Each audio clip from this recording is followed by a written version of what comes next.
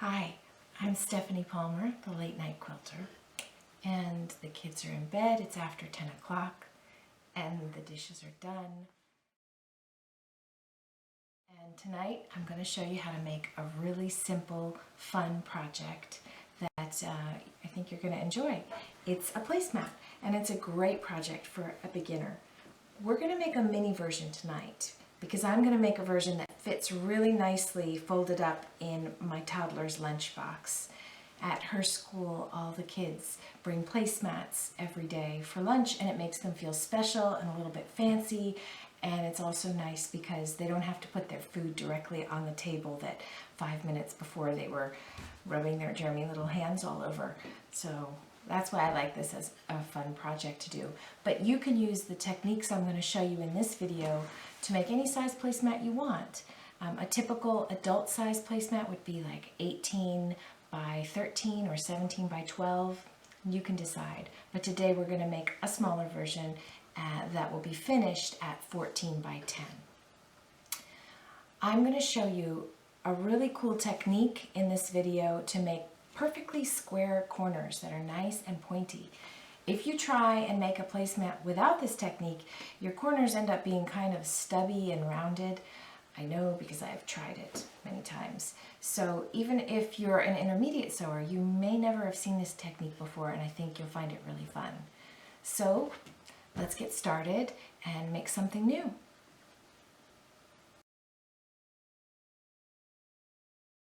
For this project, you'll need 2 fat quarters or 2 pieces of fabric you've cut down to 14.5 by 10.5. You're going to need a cutting mat, a rotary cutter, and a ruler, and you'll need some pins, a pointed tool for poking out your corners, some scissors, and a seam ripper just in case, and you can choose whether or not you feel like using fusible interfacing.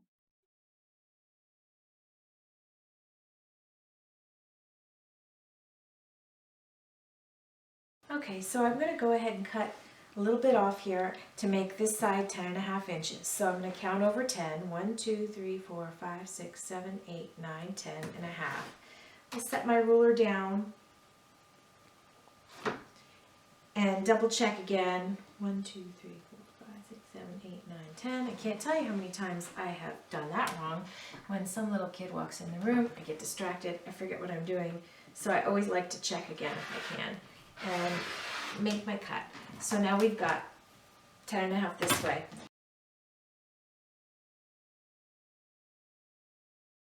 Actually, I'm going to flip it like this because I'm going to cut that right off and make it nice and straight. So now down in this corner, I'm using the perpendicular line and the horizontal line to get a 90-degree angle to line up my fabric nice and straight. And I'm going to cut over this way 14.5. 1, 2, 3, 4, 5, 6, 7, 8, 9, 10, 11, 12, 13, 14.5. And really quick, I'm going to double check, count back. Okay. And cut. So I have 2 pieces of fabric, 10.5 by 14.5. I have already cut my interfacing, so now let's go over to the ironing board and I'll show you how we do that. So I'm at my little pressing board. This is just some wood with some batting, and I have a practice piece that I had quilted underneath it. And I have 1 piece of fabric wrong side up, and I have my fusible interfacing right here. There's a smooth side and there's a bumpy side. You want to make sure that the bumpy side touches the wrong side of your fabric that you're going to fuse it to. So get those lined up nice and neat.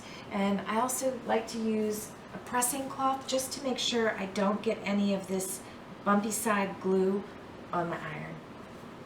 So let's cover that up and give it a quick press, and we'll have a nicely fused piece of fabric.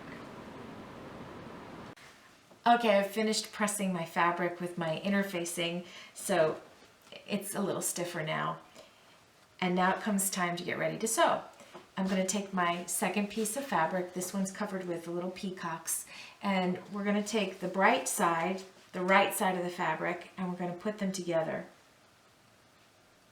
Now, After I pin this, we're going to take this to the machine and we're going to sew a little seam all the way around, but we're going to leave a hole to turn this. And we're going to turn it inside out, right side out. So that's why we're putting the right sides together.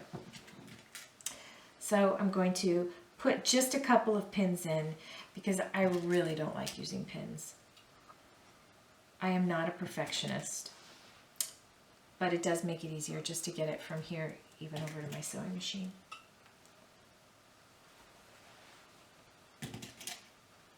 I think that's plenty, don't you? Okay, let's move over to the machine.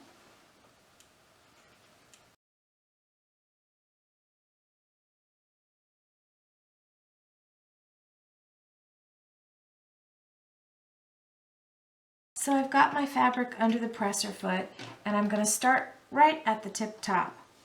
You may be used to starting a 1/4 of an inch down so you could have a nice 1/4 of an inch seam all the way around your project, but for this technique we're going to start all the way at the top. So I'm going to go ahead and get moving and we'll go ahead and backstitch a tad and go on down. This is such an easy project that it's a really nice one to do with kids.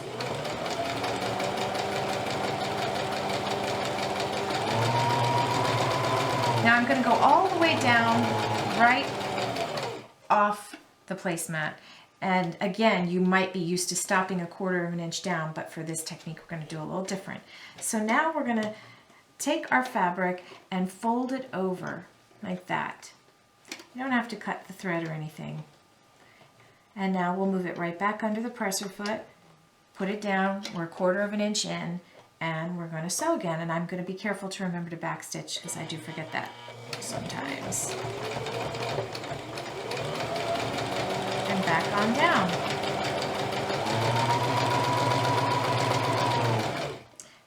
Take out my pins.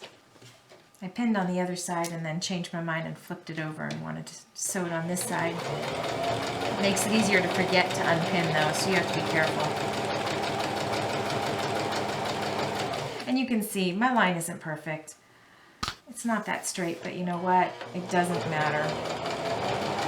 And again, let's go all the way down right off the placemat. Lift up the presser foot, turn your fabric, and fold it down. Press it with your finger to get it nice and flat. I've got to move my thread out of the way. And let's get the fabric right back underneath again. There we go. One more time.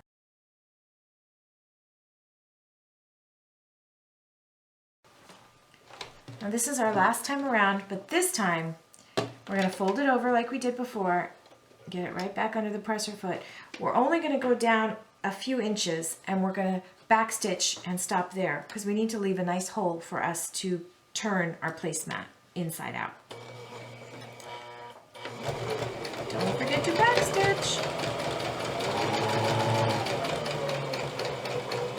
Stop right there at the pin and I'm going to backstitch again there.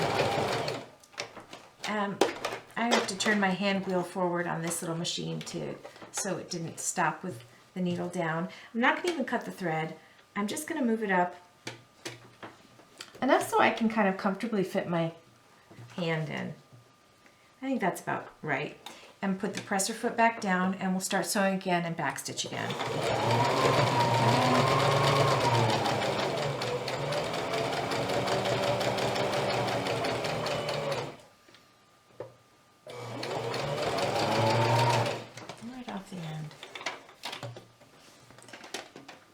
And this last bit, I'm going to turn it again. We had already sewed right there, but I'm going to turn it down and just do a little tiny bit. Okay, there we go. I'm back at my pressing station. We're going to add a step here that might be counterintuitive. You certainly probably don't usually do it when you do a placemat, but with this method of making our nice corners, we're going to press our 1/4 of an inch seam down like this. I finished finished pressing it in right at the seam line, 1/4 of an inch in, and it's just going to help it lay a little bit flatter when we turn it, especially because it's thicker with this interfacing. It's just an extra little step that helps. Okay, so now it's time to turn. So find the little gap where you didn't sew and reach in, go for your corner and pull it right through.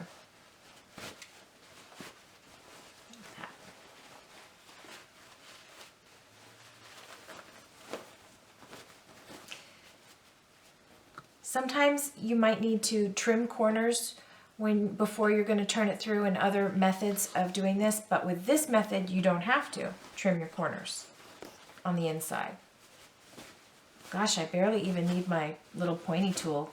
It's so nice and sharp with the corners here, but I'll grab it just in case and show you what we do. So here's my trusty little chopstick from our takeout dinner the other night, and I'll gently kind of poke out the corner. Be really gentle because it's such a bummer if you poke all the way through and you have to go back and turn it inside out and do it again. I hate that. Okay, they're so pretty. Look, it's cute. Okay, now we're just gonna go around, press it one more time, and then we're gonna tap stitch all around the edges.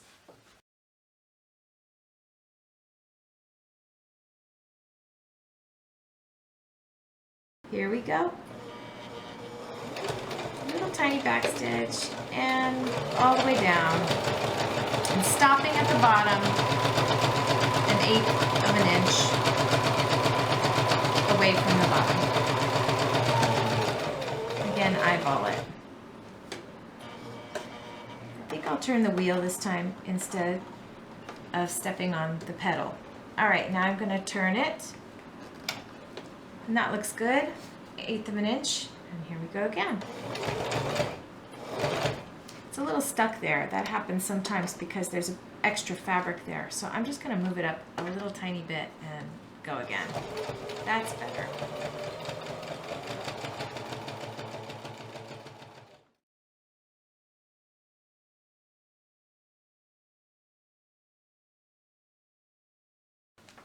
And there you have it, a cute little placemat. Very simple, very easy, and fun. Now at this point you can stop right there, or if you want, you can add some sewn lines across it to make a little pattern, a little grid or something like that. You don't need to use a walking foot because there's no batting in here. Nothing's going to shift and move around. I'll show you on this one. I'm not sure if you can see it very clearly, but this pretty fabric had a natural lattice pattern on it, and I followed that with my sewing machine. I didn't draw any lines, I just eyeballed it and kind of went dot to dot and tried to line them up as best as I can. You can see it looks cute from that side. And on my bug placemat, I just did a simple square grid pattern to keep things all in place. Now this one's not interfaced, as you can see, it's really floppy, and so I think that that grid pattern does help it keep your whole little placemat in place every time you wash and dry it. Well, that is it. Thank you for joining me tonight. I had fun, and I hope you did too. And I know Tessa will be happy when she opens her lunchbox and sees a brand new placemat there on Monday.